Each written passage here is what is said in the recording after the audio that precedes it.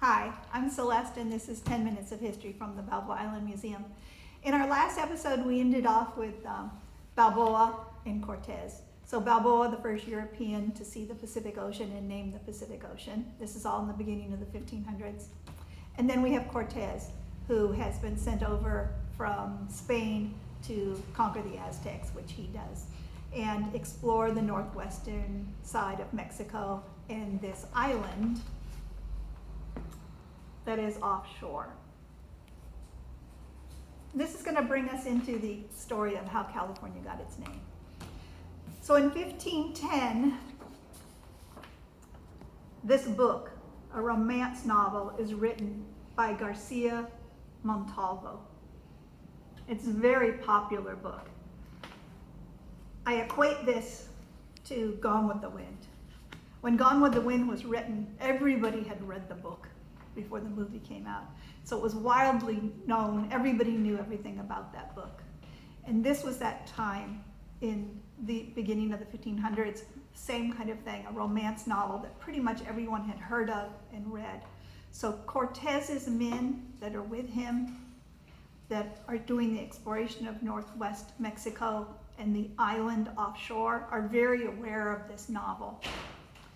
And so in the novel, there is a island of Amazon women, black women with strong, beautiful bodies.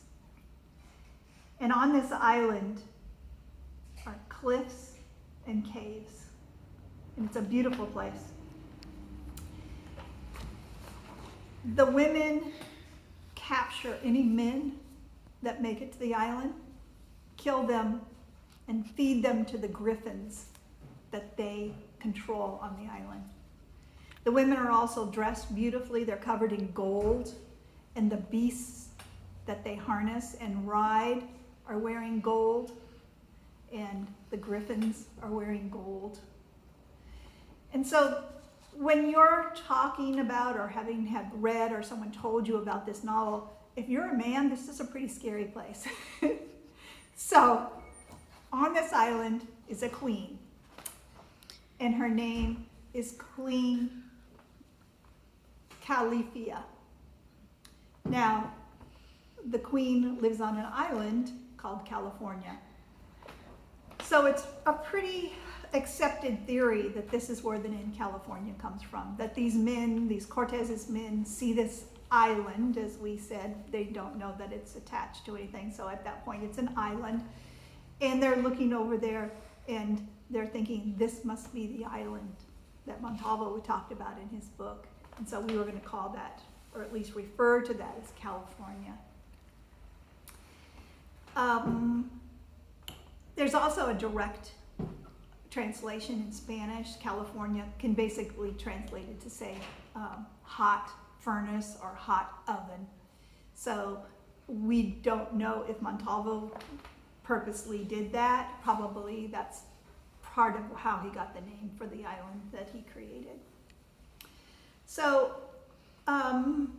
we still keep thinking that this is an island for quite a long time. In fact, until 1747, King Ferdinand VI finally declares that California is not an island. But you can see that the progression of this thinking takes it all the way up to the northern part of the United States. So even if you traveled up the coastline, you might still think that it was an island if you hadn't traveled inland. So that brings us to Cabrillo. Cabrillo is in Cortez. We talked about this last time. Cortez's army conquering the Aztecs. Cabrillo is a captain in his army, and he's a captain of a group of crossbowmen. So that might have been quite the adventure of being crossbowmen to attack the Aztecs. After the defeat of the Aztecs, he settles down in Guatemala, which is just below Mexico, and he's in the export-import business, mainly sending products to Spain and getting goods in from Spain for the people that have come to the New World. In 1542, he is tapped to lead the first expedition above New Spain. So he gets a message. It's really the governor through the King of Spain that sends him this message. And this is what he sends to him. This is his message. Since you're already in Mexico, get in your boat, go up that shore, and find me a route that's through this continent, because there was rumored that there was this route that went through. While you're there, bring back any gold you find and claim everything for Spain.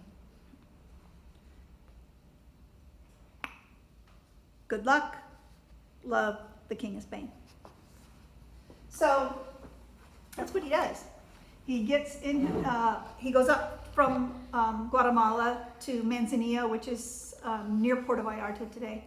And he has a large crew of sailors, soldiers, slaves, a priest, livestock, and enough provisions to hold him for 2 years. So they leave in June, and in September he hits San Diego Bay. He calls it San Miguel. So they're in San Diego, they spend a little bit of time there, and they take off for the north again, because again, he's looking for this passageway through the continent, which we know today does not exist.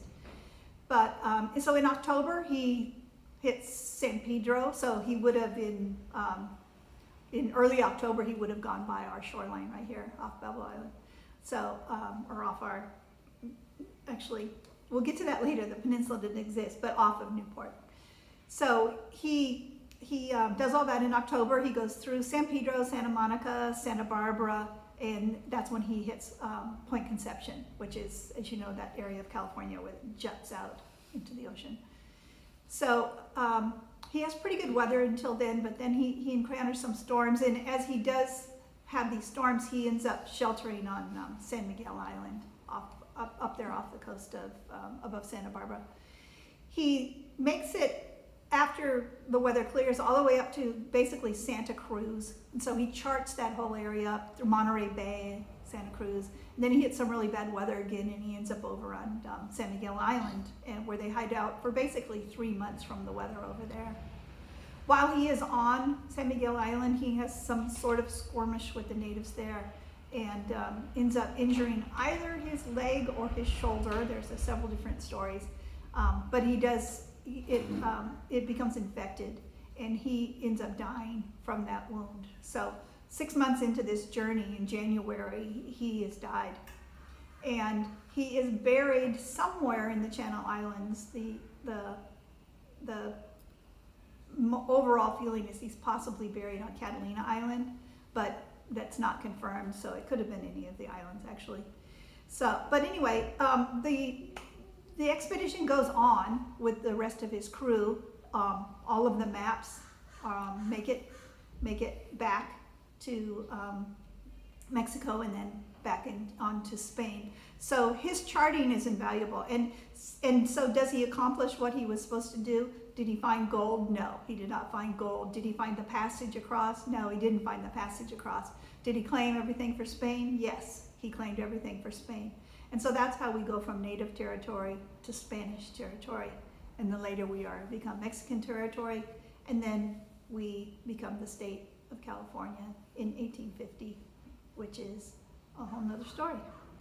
And we'll get into that one later. So we're getting close to 10 minutes. I'm going to end here, and I hope you enjoyed that story. Thanks. Bye.